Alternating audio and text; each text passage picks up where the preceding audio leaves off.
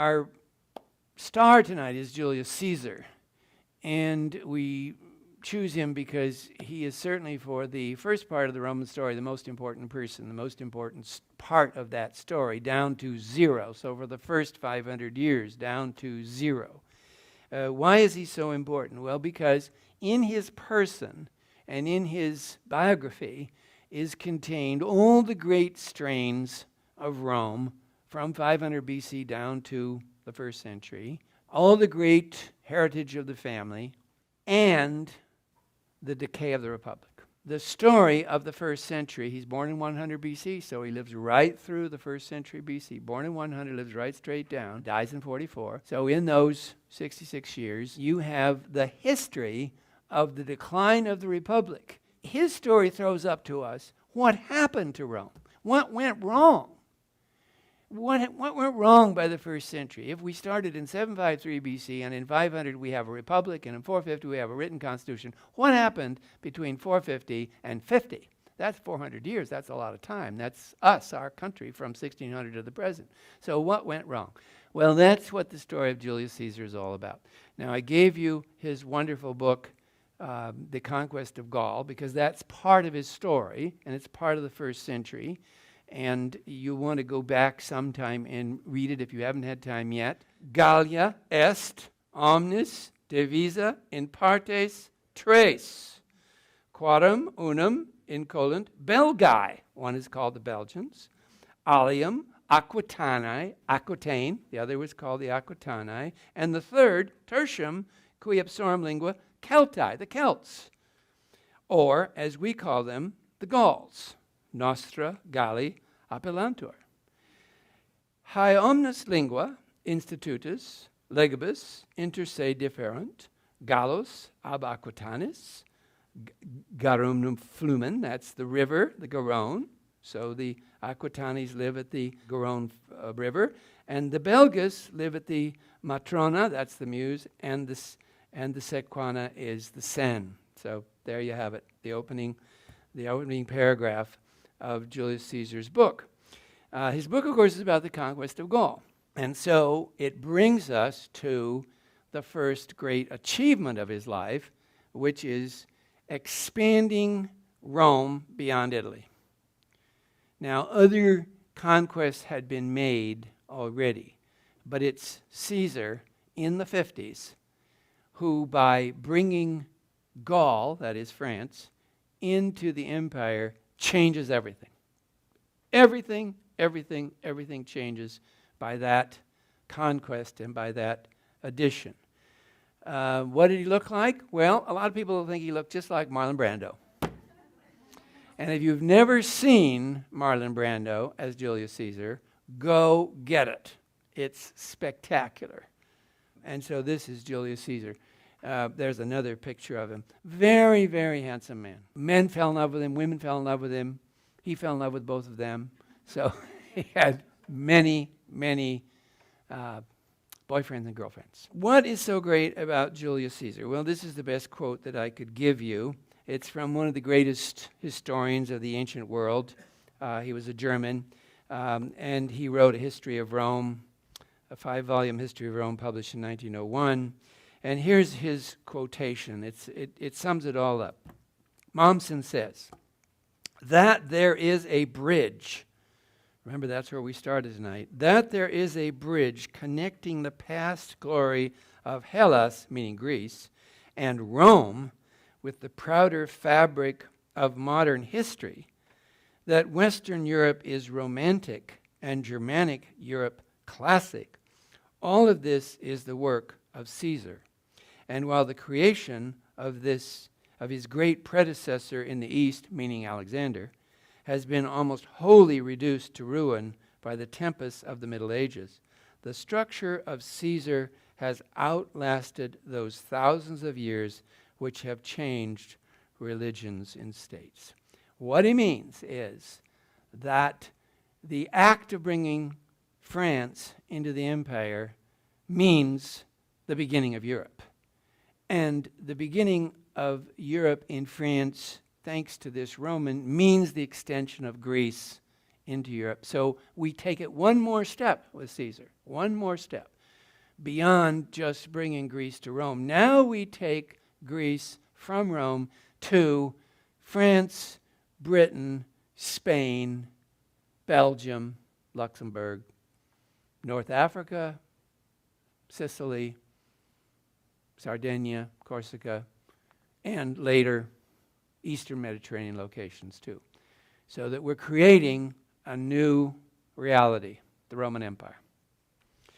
Now, where'd he come from? Who was he? Here's a picture of his neighborhood. I love this picture. We're down in the Forum, and we're looking across to the Trajan Forum, which is right across the street from the main Forum. That's it right there.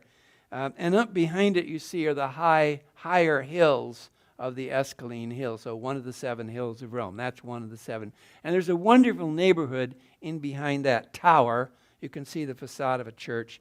And there are 2, 3, 4 streets in that neighborhood that are a very unusual little neighborhood. They're just right above the Forum on the corner of the Esquiline Hill. You can see where the Esquiline Hill is. So if you just had a house right out there on the edge of it, well, that's what we're looking at in our picture, right here.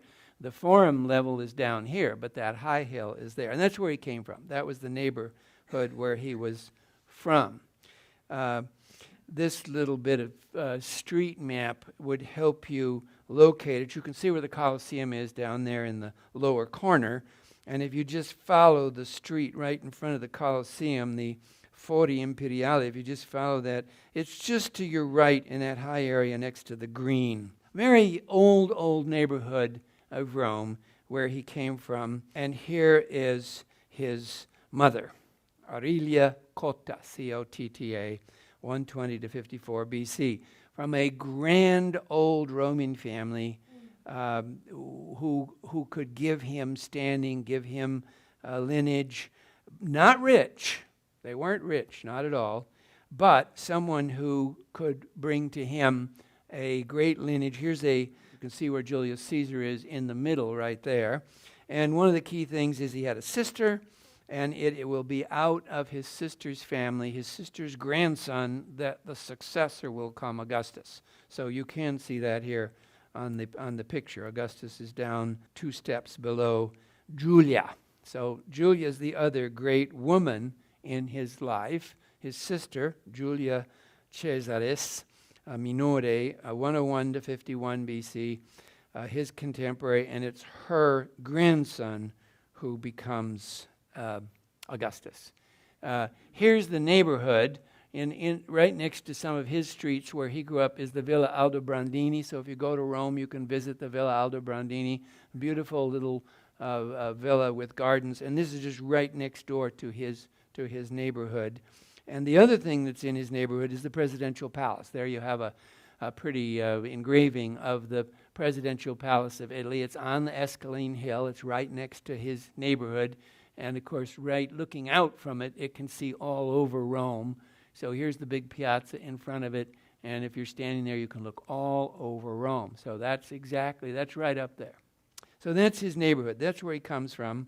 His conquest of Gaul in the mid-50s will change history. It changes Europe. It changes the empire. It changes Rome. And it begins to change the republic into an empire without anybody ever deciding that that's what they wanted.